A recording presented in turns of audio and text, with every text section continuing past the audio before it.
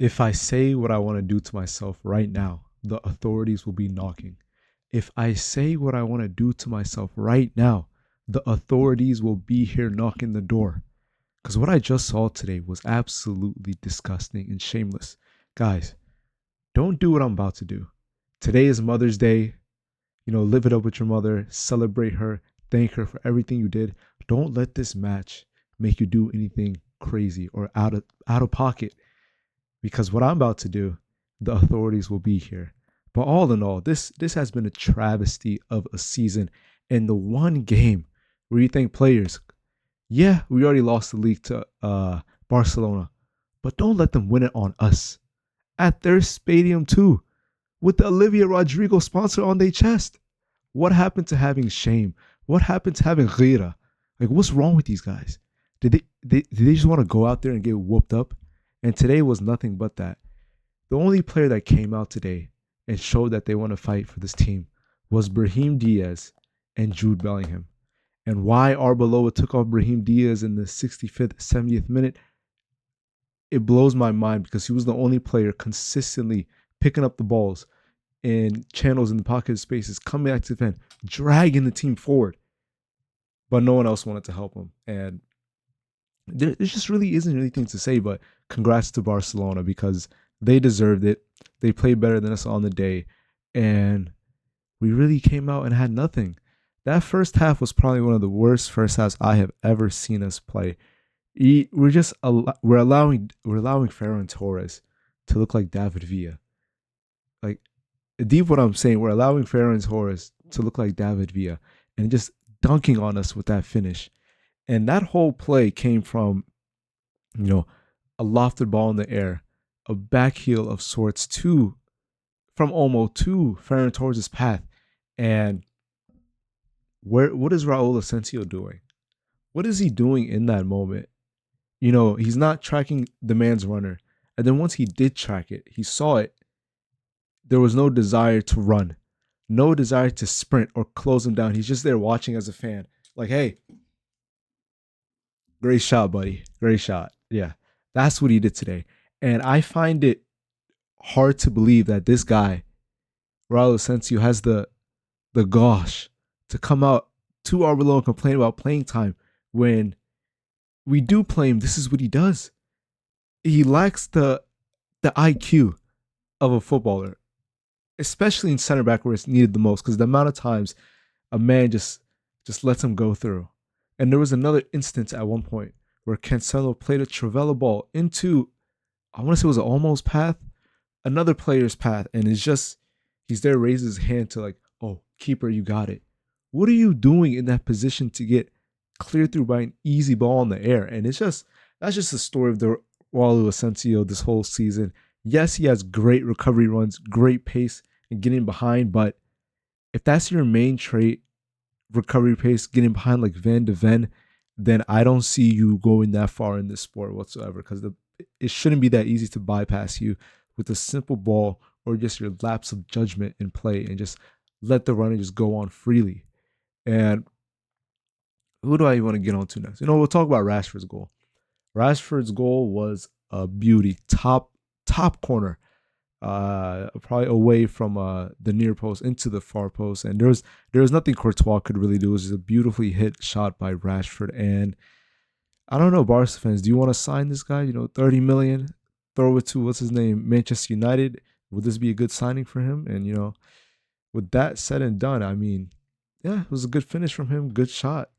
But of the few chances that we did have with a lofted ball in the air, after me just bashing Asensio, there was a lofted ball in the air by him to Gonzalo Garcia. Has a brilliant first touch to bring it down.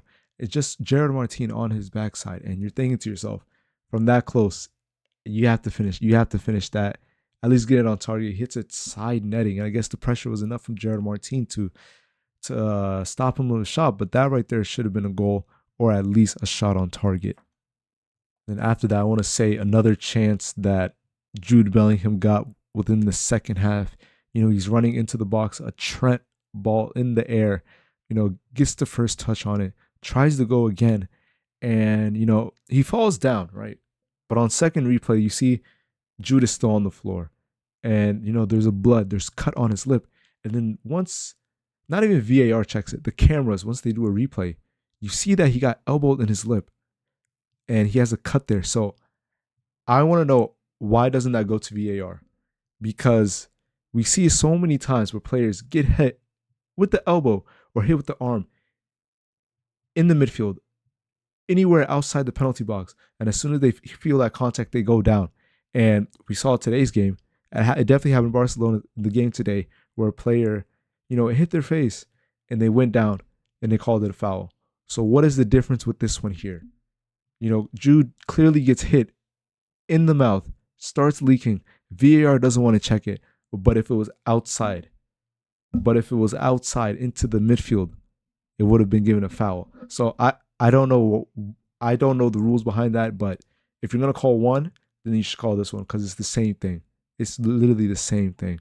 But not even to get too much into the referees, because it didn't matter. We weren't on it today. And Vinny today, Vinny. He was non-existent in the first half. So you can't even say he did much. He was just non-existent. He didn't really get the ball too much. Whenever he did get the ball, it was like 3-4 men on him. And second half, he was a little bit more lively, getting touches there, beating his man down the end line. But it really just all amounted to nothing. And it just wasn't a really good performance from us. And from the week that we had, with all the dressing room nonsense, Valverde, Tchouaméni end up fighting, the multiple news coming out about Mbappe, he left training. Then he came back. It seemed like he was going to be able to play, but then he gets hurt again. So this is, keeping up with Real Madrid has really been a headache. And it just isn't good for us whatsoever. And probably the one man that we could have needed this game that would have shown hard out there in Valverde, was on the sideline because he got punched up by his man Tchouaméni. But at least if Valverde was here, I know he would give us the energy, the passion that we need, and probably leave a foot in there on some Barcelona players to show that we still have some type of pride, to show that we still have some type of shame. But it's just, we didn't have that whatsoever. And I'm glad the season is officially wrapped up. 2 seasons, no trophies. I'm glad it's done. Barcelona won their league, and major things need to happen at this club. I'm talking about multiple signings. We need a new left back. Mendy is consistently hurt. Fran Garcia, Carreras, it's up in the air. We don't know about them. We need a backup for Trent, or someone that can compete with Trent. We need at least 2-3 new center backs. We need a holding midfielder, a ball-playing midfielder. We need a right winger that can come here and do something. Maybe that will be Endrick, because that's what he played for most at Lyon. We need a bona fide striker. We need an actual number 9.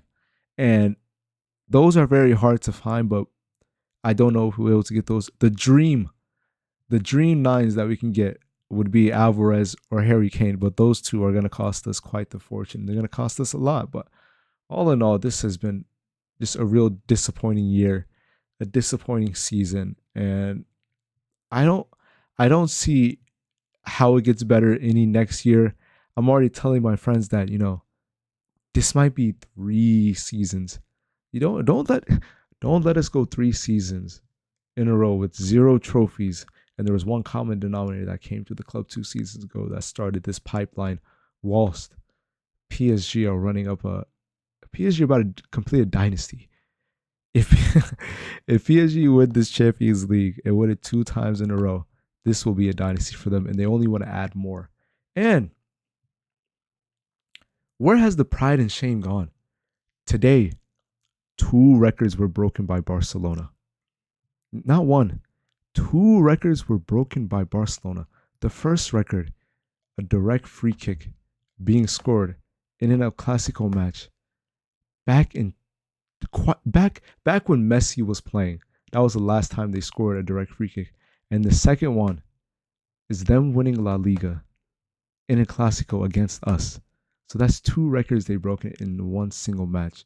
So these players just shameful, and there really isn't anything to say but other than, enjoy your Mother's Day with your family, be there for her, take care of her, show her how much you appreciate her, because this was a waste of my time and I will never get that back. But if you guys like what you heard, what you see. Please leave a like, share, and comment. It has been MBS, Mohammed Bin Sports. Take care, everyone. And until next season. Yeah.